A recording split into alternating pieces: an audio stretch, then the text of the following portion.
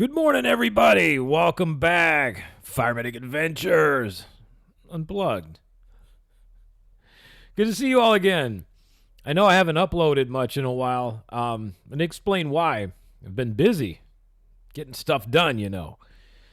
I just got back more recently from my first ever cruise. Never been on a cruise before. 40 plus years on this planet. First time ever cruising. I had a great time. In fact, the computer that you cannot see right now, it's uploading my cruise vlog. But it's not going to be like your typical cruise vlog. It's gonna be a little different. I did not film myself getting on the boat and all this other stuff. I'm sure you all know the process of getting on the boat, even if you've never cruised before. I mean, even though that was my first cruise, I know what it's like getting on a boat. You go up the gangway, you get on the boat, they say, hey, welcome aboard, all that fun stuff. And I wanted to experience that for myself, not through the lens of a camera. So I didn't film that. I didn't film a lot of stuff, actually. I filmed some of the cool stuff. So it's not going to be like a lot of these cruise vlogs out there where cruise vlog day 1, cruise vlog day 2, on and on and on. This is going to be just one hodgepodge of everything in a probably 30, 40-ish minute long vlog of my first ever cruise. Carnival Freedom. It was fun. I had a good time.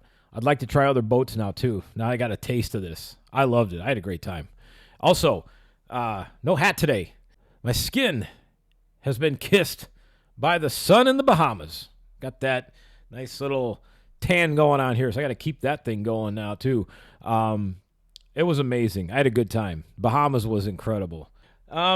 Today, we're going to talk a little bit about why I believe there's a whole lot of bad advice going on with Epic Universe and the YouTube vlogging community right now. A lot of it is it's nothing intentional. It's just people just don't know any better. And we're going to talk about that for a little bit. But before we do that, also, you might ask, well, Matt, how do you know what's good or bad advice? Well, I'm glad you asked. The one nice thing about working in the emergency services line of work and working in the theme parks is I get to meet a lot of people from all walks of life, from all around the world, all different professions. Gotten to meet a few people from Universal Creative, and they're all very nice. And when I'm doing IVs on somebody, poking them with needles or things that aren't fun that people don't enjoy, I tend to strike up conversation to distract them from it. And usually what starts the conversation is I have pins on my uniform that I rotate out, some Disney, some Universal, but right now, because Epic Universe is the new flavor of the month and flavor of the year, I have Epic Universe pins on my uniform. And so people start asking me questions about it. And, have you been there? What do you think? And then I ask questions in return, and some of the answers I've gotten are, oh, yeah, I work, or I'll say, hey, what do you do? Or what is, what's your profession? What, anything to take their mind off what I'm doing. And then it'll usually come up as, oh, I work for Universal Creative, or my husband or boyfriend or girlfriend works for Universal Creative, or they work for Universal this, that. I've met a couple people that, like I said, work for Universal Creative, and I've gotten some really cool insight. Kind of like the one when I put on my other vlog about, are people going to get the wrong idea about Epic Universe? Opening day, Florida Highway Patrol officer said that they're expecting 90,000 people. Universal's expecting that many on day 1. Is that a correct number? Not sure. But given as it's coming from somebody that works in that area and directly responds to Epic Universe if there's any problems there, and that their leadership has told them to prepare for that number on day 1 of Epic Universe, kind of going to lean that maybe he's probably pretty accurate. So again, this is one of those vlogs where I want you to take it with a grain of salt. Don't believe everything I say, but listen, and then form your own opinion.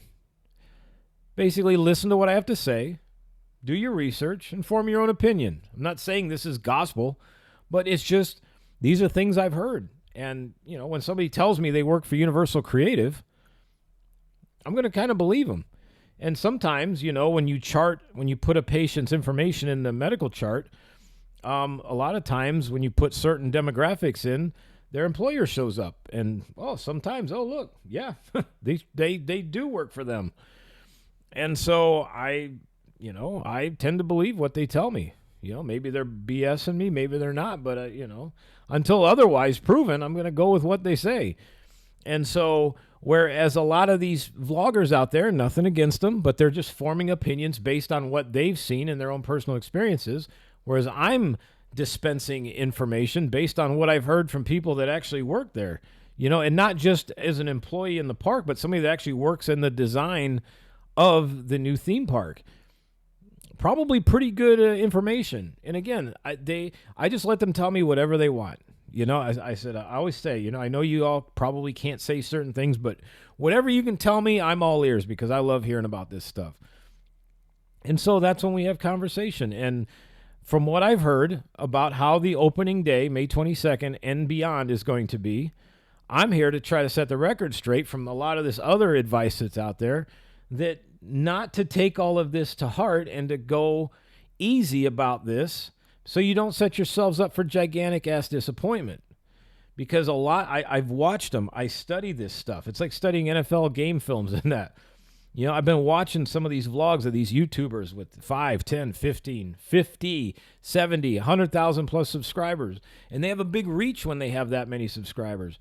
And they're out there telling people this, that, and the other, how to do rope drop, how to ride this, how to ride that, how to crap in all the stalls, how to use all the bathrooms, how to do this, how to eat all the food in one day. Some of that I'm making up, but I'll let you figure out which one.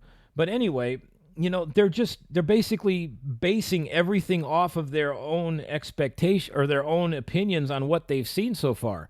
And right now, people that have been to Epic Universe through these preview periods are experiencing the park with a fraction of the people that are going to be there on the opening day and beyond. And so they're throwing all this information out there to people, and then these people are eating it up like crazy, going, "Oh yeah, thanks for your tips and tricks. I'm going to use all this, and I'll be able to do everything on day one just like you did." Folks, I'm here to set the record straight. It ain't going to be like that. Maybe it will be. Maybe there's some unicorn out there, but from what I've heard, I don't think that's going to happen. I think this is going to be, it's going to be like a Volcano Bay type opening day. And that's where, I was thinking about when I did this. I'm like, a lot of these YouTubers out there that are giving all this advice, the majority of them weren't YouTubing when Volcano Bay opened. I wish I would have been, because, man, that was an experience. And like I've said before, that's the reason why I don't do opening days of anything again. I'll do preview periods, but I am not doing another opening day again because, again, it was a bad day. I mean, the park just wasn't, it was a brand new park on a first day ever. Volcano Bay didn't do any pass holder previews. I don't think they even had media preview. I think they just opened the park because they got really far behind schedule. And the park wasn't ready yet. And people excoriated them across social media about how bad it was. It was a horrible park. Well, guess what? Volcano Bay now is one of the best, most renowned world-class water parks in the world. People love Volcano Bay. And everything out there runs like a top because it takes time. That's the one problem with social media, is because of how it's all presented. Everything is expected to work flawlessly from the first day onward, and it's not going to happen. I've been to Epic Universe a couple times, and everything that I've seen, every time I've gone, I've seen different things. Because the first time I went, certain things weren't working. The second time I went, a lot more things were working, and it will continue to do that. And basing off what I heard from some of the Universal Creative folks, this is going to be an ongoing process, especially with the rides. This is going to be a process that's going to last for at least another year and a half. And I know that's a long time, but honestly, that's the realistic expectations. But, right now you've got all these people out there going, "Oh, well, on day one, on opening day, here's how to do rope drops so you can be the first one to ride Ministry of Magic." Folks, Ministry of Magic might not even be running on day one. I've heard so much about Ministry of Magic and how that these people magically think that Ministry of Magic is going to go from having all these problems to day one, they're just going to flip the switch. They're going to flip the preview switch off and click on the grand opening switch, and everything's going to work flawlessly. You've got to go through the process. That's the only way that this park is going to eventually be one of the top world-class theme parks in the world. It already is, but it's going to get better. And again, unfortunately, you got all these YouTubers out there going to all these preview days, and so they're the all-knowing gurus, if I've said before. They've got all the answers, and they're here to dispense all this information to you because the day that they were there was maybe 6,000 or 7,000 people in the park, and they got to do everything, and it was a day when all the rides just happened to be working right. And here's what they did. So if you do exactly what they did, then your day will be just like theirs. Ain't going to happen. And I'm not saying that to be an ass or be mean. That's just the reality of this. Once this park has been open a year and a half or 2 years, yes, most days are going to flow just like the others. And people are going to go in there and say, I did this, this, and this. And if you kind of follow this, you can expect to have probably a pretty similar day. You're not going to be able to start using advice like that for at least the first year and a half or so. So we're going to talk about that a little bit and why I believe you should just take all of this advice that's out there, watch it for the entertainment factor, make some notes, take what I've said, watch it for the entertainment factor, make some notes, form your own opinion, and then try to have the best day possible. Because that's all you're going to be able to do. So before we start with that real quick, I got something I want to show you. I found these on my last visit to Epic Universe. They actually have a new Yoshi pin set that's out there. And they're the randomized pins, which I'm a big fan of Yoshi. These are from the Super Mario World 2, which is Yoshi's Island. And then if you're lucky enough to get the Chaser egg in the middle, it's Yoshi's egg. If I did open these, I did not get Yoshi's egg, but I got two of the ones that I thought were pretty cool. And I know my hands are bigger, so they kind of dwarf these, but I got the pink Yoshi and the green one where he's holding his little apple. Because I think in Yoshi's Island, he eats the both the enemies and the fruit and stuff around the land and craps out eggs that eventually you can use to throw at things. And then, what is it? On Mario World, he eats the fruit, and then I think if you eat so much, he craps out like a 1-up or something like that. But anyway, big fan of Yoshi. So those are two pins I got. And then the other thing I found, because I'm a big fan of collecting the roller coaster memorabilia and just anything that has to do with coasters and rides and the models of that stuff. Well, Dark Universe has the ride vehicle for Curse of the Werewolf, the spinning coaster car. This was really cool. I just happened to see this out of the corner of my eye, and I went, oh, I probably should get this because I have a couple of these already. I have a couple of ride vehicles from SeaWorld. I would love to get the Velocicoaster from Universal, Islands of Adventure. And then now I've got the Dark Universe one, and I'm hoping that more ride vehicles come out like this because this is amazing. And it's like the other ones. This one is instead of wood, though, this one's plastic, and it snaps together. And it has a lot of the details on it that the actual Curse of the Werewolf ride vehicle has on it. If you're not familiar, this is like Cobra's Curse at Busch Gardens, except this one's a little bit differently themed and a little bit shorter, but the ride vehicle spins as it moves around the track, which is pretty neat because it's all based on where you're sitting and how the weight's distributed in your ride vehicle. So every time you ride it is completely different, which is what I love about it. But also I wanted to ask everybody, if I get back to Epic Universe one more time, because I'm kind of considering going one more time before opening. I'm not sure yet, because once it opens, I'm probably not going to go for a couple of months. I'll probably go in July and then maybe again in September, October. And then hopefully they add it to the Universal Annual Pass at some point, because I want to go back more. It just gets expensive when you got to keep paying over and over again to go. But if I make a trip back, do you all want me to do a giveaway? Is there anybody that watches my vlogs that's interested in this kind of stuff as a collectible? Do you want me to give away like one of these every now and then? Or maybe do some pin giveaways, like the Yoshi, like any type of pins, like from either Disney or Universal?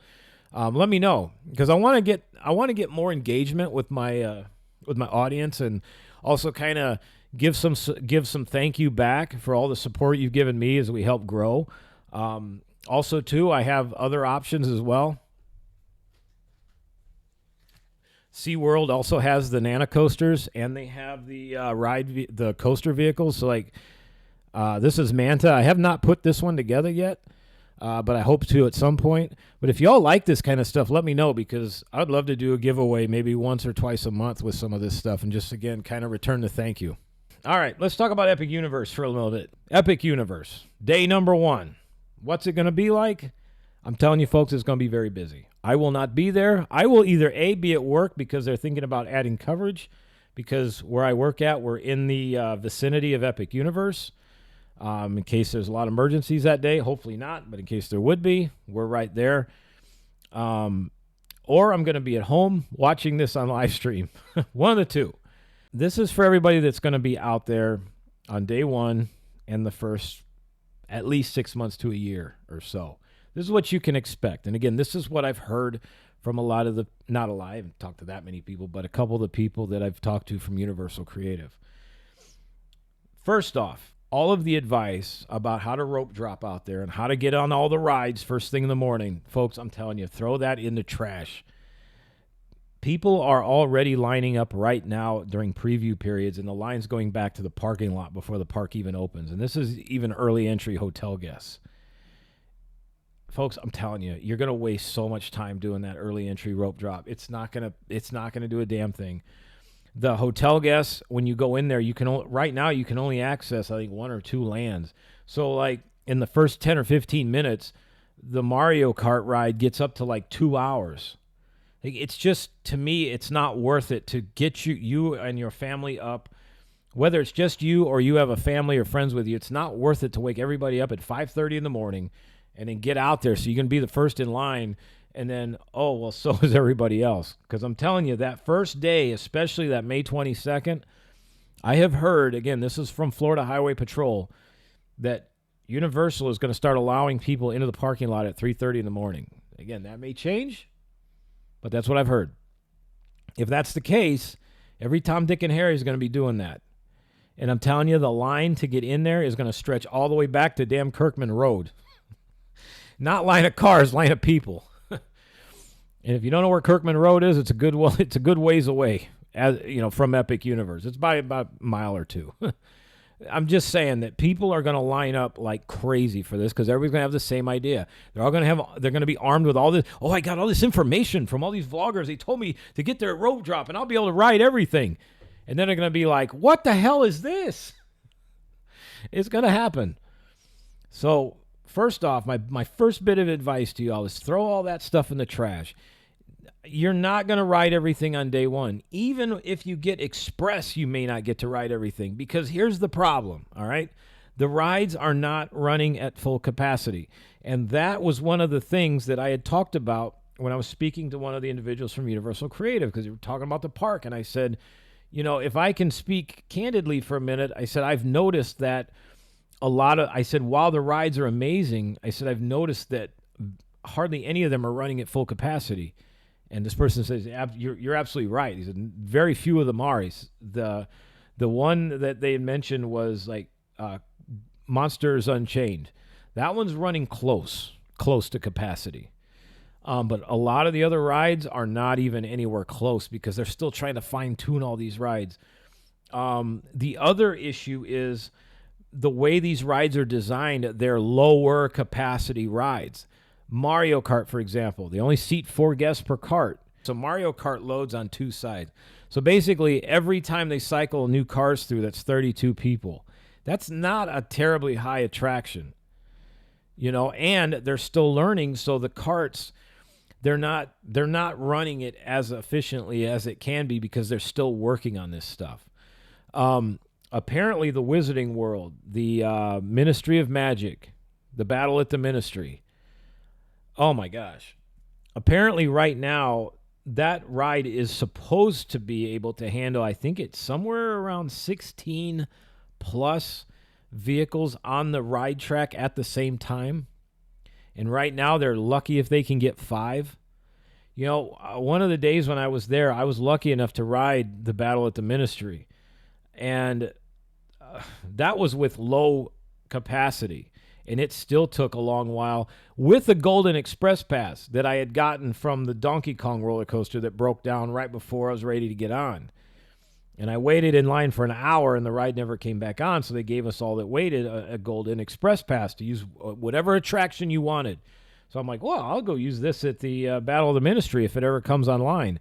Well, like 3 or 4 o'clock in the afternoon, it opened up. So I went over there and I used that Express Pass. With the Express Pass, I still waited almost 45 minutes because that ride is only running at like 15 to 20% total capacity. And I saw it with my own eyes. People boarded at one of the elevators.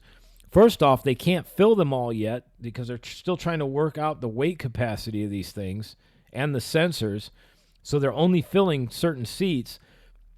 And when one elevator car left the loading area, I bet it was another 2 or 3 minutes before another elevator car came by. There's supposed to be one after another, and they're supposed to be full capacity elevator cars, which I think each one of them is supposed to sit like, I think it's like 16 people or maybe 20. It's a high capacity. But right now, this thing's only running at like 15 or 20%. And even at that, it's still breaking down. And the individual from Universal Creative said realistically, they're probably not going to be able to get this thing fully functioning for at least the first year and a half. And so just listening to that, all this advice about getting in line, at 4 o'clock in the morning so you can be the first one on Ministry or Battle at the Ministry, folks, that ride may not even be up for that day. There may be, a days or weeks where this ride is closed, and maybe it only runs for a couple hours a day. If you're going to be one of the first guests there for the first few days, weeks, or months, you need to have the expectation that if you get to ride Battle at the Ministry, fantastic, it's a bonus. You might not get to ride it, all right? And I'm not saying that to be like, you don't get to ride. No, it's reality. When I went to Epic Universe, I was not expecting to ride Battle at the Ministry. The virtual queue system is very clunky. It's not designed to handle that many people at once. That's almost an impossible system to get. And, of course, that's another one. Everybody that's gotten a virtual queue is an all-knowing guru now, and they don't understand that it's literally a case of the haves and have-nots. It's just like when Disney did the virtual queues. Some people got them, some people didn't. That's just how it goes. It has nothing to do with where you're standing, whether you're standing on your head with 2 legs in the air, whether or not you're offering a sacrifice to the moon gods. It has nothing to do with any of that. It's literally the haves and the have-nots. Some people are going to be the haves, and a whole lot are going to be the have-nots. That's it. It has nothing to do with what bandwidth you're on, where you're standing in the park, whether you're taking a crap, whether you're drinking out of the water fountain, whether or not you're on Stardust Racers. It's just a luck of the draw if you get a virtual queue for this. So stop with all of the strategizing. It's literally going to be a luck of the draw whether you get one if they have it. And what's happening is Universal Engineering and the people that work on this ride, they're working on this. They basically got to figure this out now, because how this works, and I've watched this at SeaWorld when we get new attractions and roller coasters, is like, let's say, for example, at Universal, Mach Rides designs Stardust Racers. Mach Rides engineers it, they build it, and then when they first start testing it, they're doing all the testing. And once they get it to a certain point, as we say in the amusement industry, they turn the controls over to Universal, or like on a new roller coaster, or like, for example, this new Expedition Odyssey at SeaWorld. I think Mach Rides designed that one too. They've turned the controls over to the park employees, engineering and maintenance. And then they give them a class, or they give them instructions on how to troubleshoot, what to do if this doesn't work. But overall, it's a giant learning curve. And so once they turn the controls over to the park staff, the ride manufacturer's out of it. Now, unless there's a major problem, they'll come back and help out. Like, I'm probably pretty sure that there's definitely probably some collaboration going on with this Ministry of Magic ride. But overall, Universal's engineers and maintenance staff, they got to try to figure this thing out, and same with the other rides. Donkey Kong is another one. Donkey Kong hardly runs right now. The issue is they're trying to get, again, up to full capacity, because when I rode Donkey Kong, again, it was the last coaster I rode of the day, and even at that, the ride still went down again Waited almost 45 minutes for it to come back online. When it did, I finally rode it, but you can tell there's only a fraction of the mine carts that are on the track that are supposed to be there. That's another one, only loads 4 guests per cart, and it's a slow-moving run through it's like Hagrid's, where it continuously moves through the station. But where Hagrid's, they fill the whole train up, this only holds 4 people each cart. So again, it's very slow loading. And until they get the higher capacities, that's why the lines are so damn long. Which, again, it's going to be a while before the higher capacities come in. And so what happens is, with the minecart ride, it's still very rough. A lot of people are claiming they're getting jostled around, and, they're getting a lot of the side-to-side lateral movements. So Universal is working on this ride to try to figure out how to smooth it up a little bit. I didn't notice it to be too jerky when I rode it, but I had heard that was a problem, so I just kind of was like, all right, we'll see how this goes. But some of the elements, I can see where it throws you side to side. So I think they're trying to work with that to try to either slow it down in parts or try to maybe trim brake it in certain areas to try to lessen the lateral movements. Plus, trying to operate that ride with all those carts on the circuit takes time. I mean, look at Hagrid's. Look how long that took to where it runs now. I mean, it took a better part of a year or more. And then they even had to close Hagrid's for quite a while during the days, where they only opened it up at night so they could perfect it. And the same thing's going to happen with these rides. The Monsters Unchained ride is running pretty decently, but they also have another ride like that in the Forbidden Journey of the Harry Potter Castle ride, the Hogwarts Castle ride. Curse of the Werewolf, first time I rode it, ran smoothly. The other day I was there, it was closed all day, Again, it's just, Stardust Racers had a stretch of days, like 4 or 5 days where it was closed. Again, they're going to, and plus the other thing you got to consider is these rides are going to run for the first time in the Central Florida heat and the storms. And so there's going to be some adjustments there. And I have heard that if lightning does come into the area, that can affect some of the indoor attractions as well. So again, folks, it's all about tempering your expectations because this is going to be an ongoing process. The one person from Universal Creative said that the theme park as a whole probably won't be running fully efficiently with all of the bells and whistles that it has to offer for probably the first year and a half. And if you hear this and you take this advice and you want to change your ticket dates, you absolutely can do that. Or if you want to go on a whim and just say, hey, it is what it is, we'll experience Epic Universe on the first few days, you can absolutely do that. But if you want to change your dates, Universal's very accommodating at that. The other thing that I thought was really cool is apparently this lighting package that Epic Universe has, what we have seen so far between the lighting and the fountains displays that have gone on is only about 20 to 25% of what that whole package can actually do. This person said, he goes, just wait for about the next several months as we learn how to use this lighting package, because apparently it is going to absolutely blow people's minds, which I guess makes it kind of exciting too, because that means every time you go back to Epic Universe, you're going to see new things. And I can definitely vouch for that. I've ridden Monsters Unchained twice. The first time I experienced it, and I thought it was amazing. The second time I experienced it, there was a lot more effects taking place and a lot more things going on that I hadn't seen before. So, again, every time you visit this park, more and more things are coming online. Kind of like my other vlog I pointed out with the all of the newer things I saw moving and like the fire effects that are going on at Epic Universe. That stuff wasn't on before. Isle of Burke, those two statues in the water up front, they have fire in their mouths now. That was pretty cool. I didn't know they could do that. The torches outside of the Mead Hall were lit. So there's all of these new torches are on. All these new effects are on. The ice dragon was actually blowing the ice feature out of his mouth, the cold, the chilled air.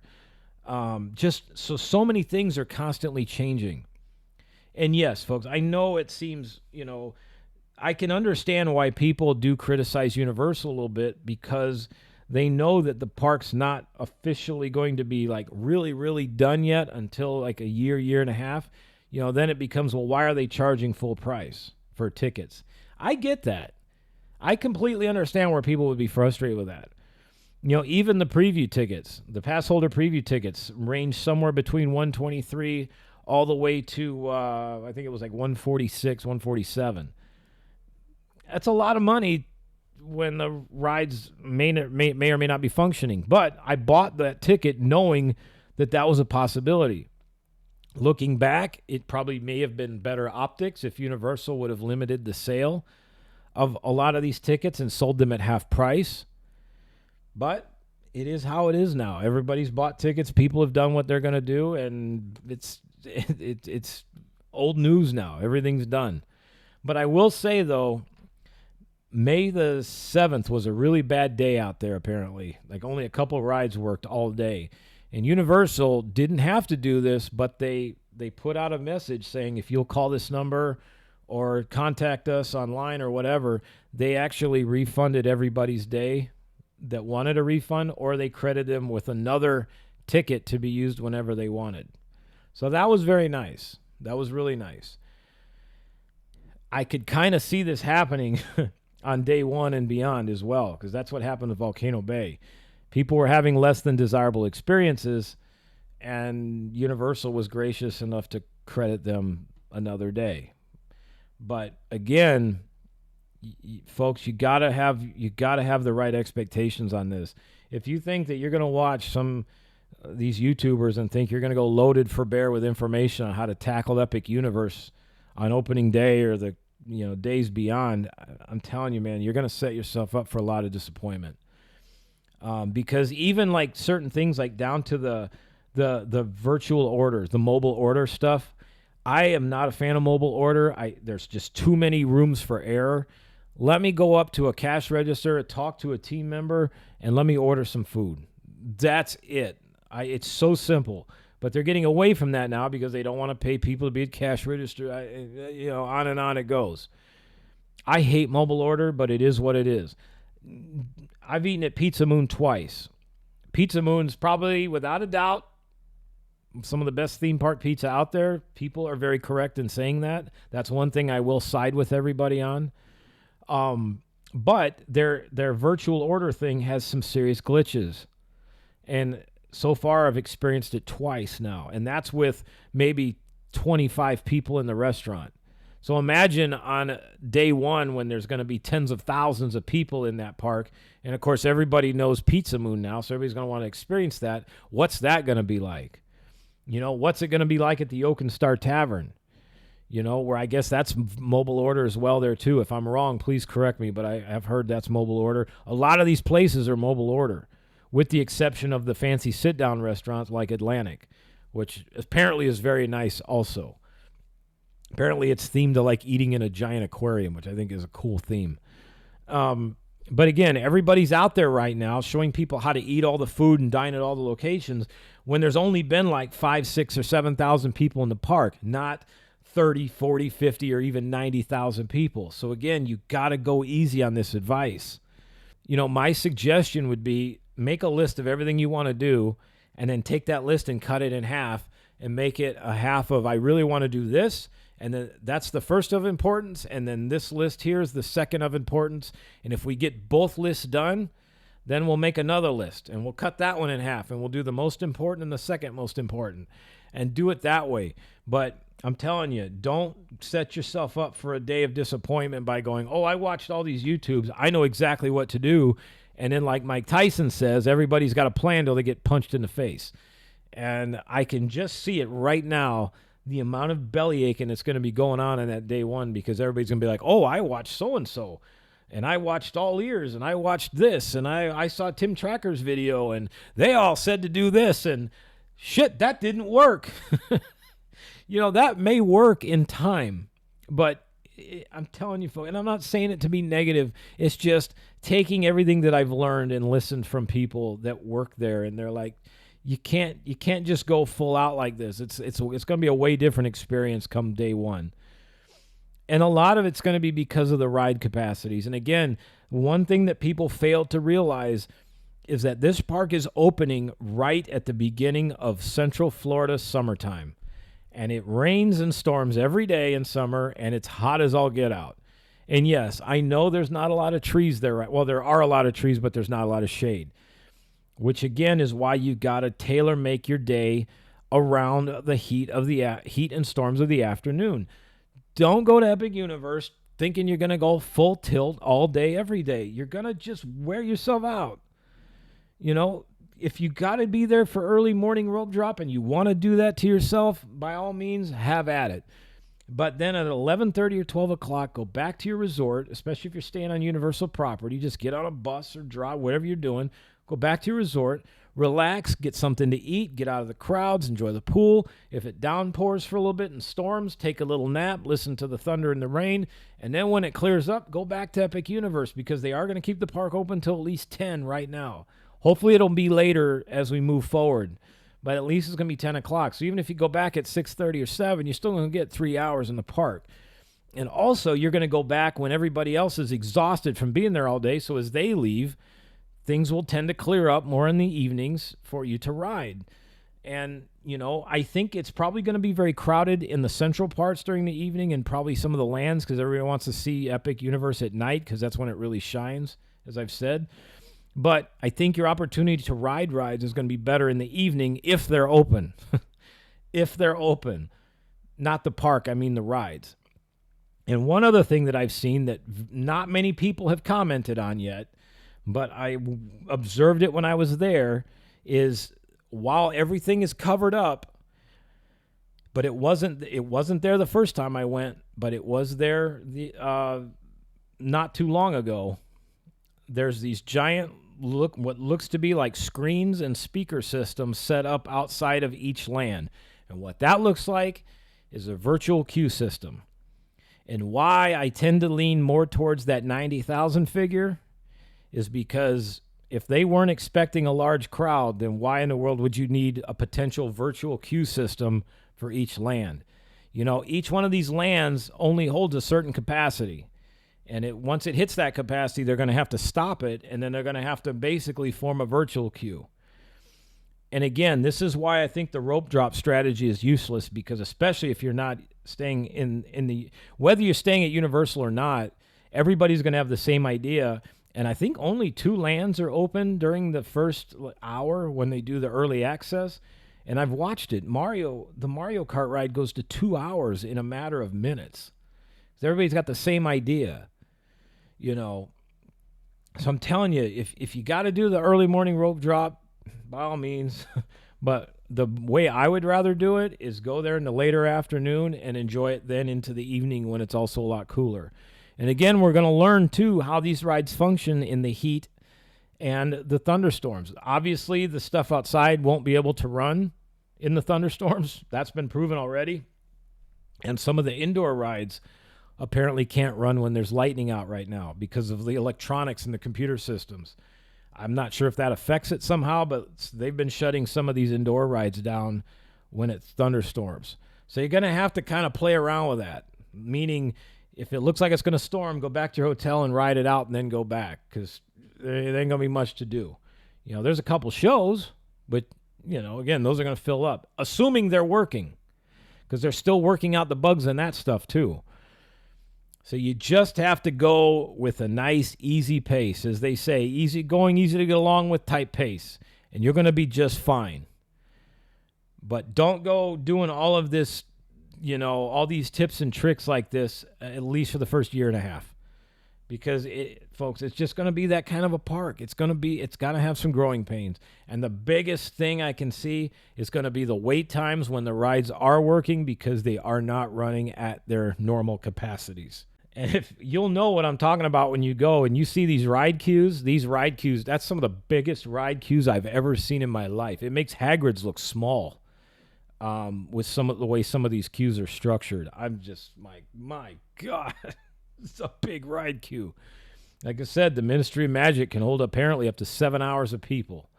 But in order to hold 7 hours, that's got to be a high-capacity ride, you know. So it's going to be a while before all of that's running smoothly. As the park starts to even things out, yes, the wait times will go down. And then it'll be like how Universal and all the other parks are. You won't see those insane wait times till around Thanksgiving or Christmas during the major holidays. But throughout the year, they'll probably pretty consistent, 15, 25, 30-minute waits, which would be pretty expected. And then my other thing on the day one, and especially through the summer, it's starting to get hot. Like in the next few days here, we're going to be like 96, 98 degrees.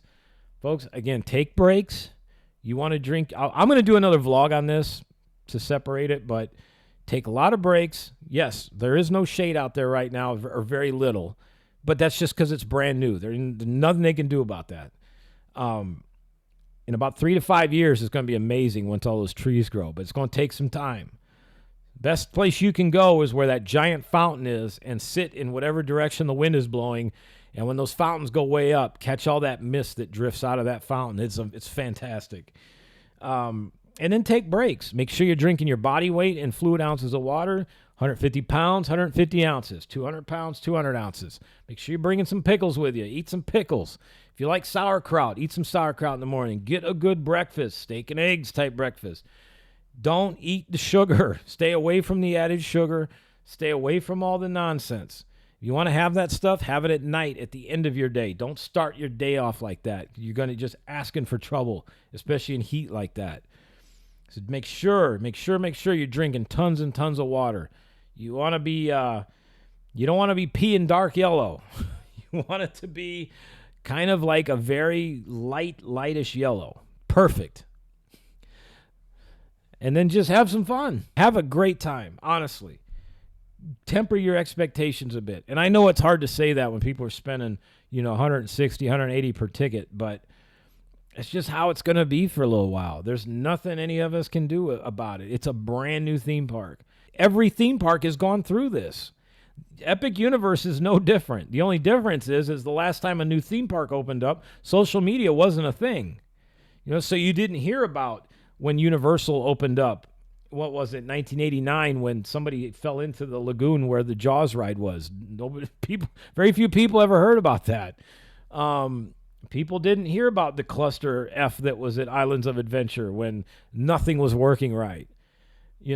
People didn't hear a whole lot about Disneyland when it first opened, and the ladies that were showing up in their high heels, and they were sinking into the asphalt because it wasn't cured yet, and all the ride breakdowns. Even our Magic Kingdom here in Orlando, Florida, at Disney World, which apparently is the most popular Disney park in the world, which I'm just amazed by.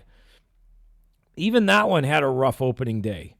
All of them have had rough opening days. It's not, and now look at them. They're all world-class parks. I mean, look at Islands of Adventure. People love Islands of Adventure. I mean, that is, out of all the parks in the area outside of Magic Kingdom, that is probably one of the most talked about theme parks around. Any theme park enthusiast, you ask them to say what their top like 3 or 5 theme parks are, guarantee you Islands of Adventure is going to be in there somewhere. Like, people love that park. And it's fantastic, but it didn't start out that way. It didn't. It was a rough. At least if you look back at the history of it, their first year there was pretty rough.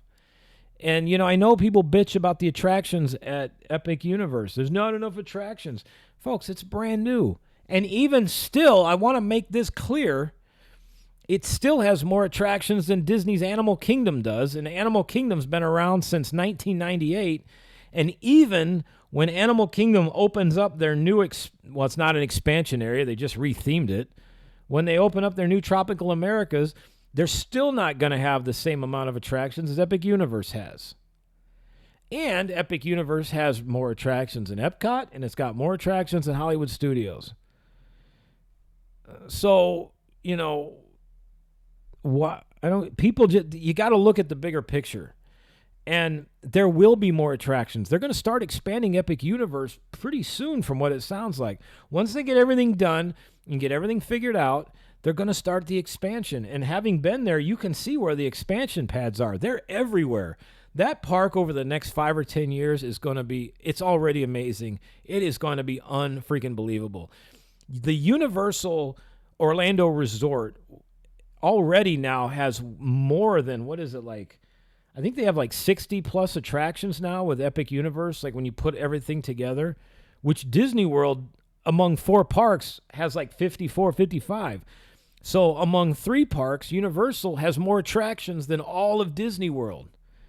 So you just start putting it into that perspective, you know. And again, I'm going to say it for the people in the back. It's a brand new park. You're not going to open up a new park with like 30 attractions. I mean, you think it's rough now getting everything fine-tuned. Imagine 30 attractions. It's all about perspective. So again, especially if you're park hopping, you can park hop. If you got a park hopper ticket, you can go to Epic Universe, go to Islands of Adventure, go to Universal, however you want to do it. Make your day your day. If you're going to do Epic Universe only, then do Epic Universe only, but then split your day up. Take a break, especially in the summer months. As we get in the fall and winter, yeah, you can do all day. It's not as bad. But summer months, I promise you, folks, you want to take that break. I promise.